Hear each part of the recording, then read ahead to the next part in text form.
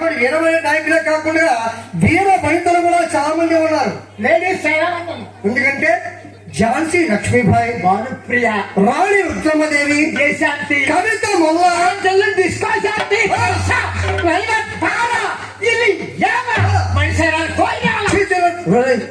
ఆమె పేరు మనుష కొయిరాల. ఏమన్నావు? అది మనిష కోయిరాలా? అలా కాదు గాని, ఎందుకంటే ఈనాడు క్రమంలో అసలు బుర్రకథ అంటే అర్థం ఏంటో తెలుసా? బుర్రకథ అంటే అర్థం తెలిస్తే 50 ఏళ్ళ బట్టి నేత్రాలు ఎందుకు ఎడుతాను నేను?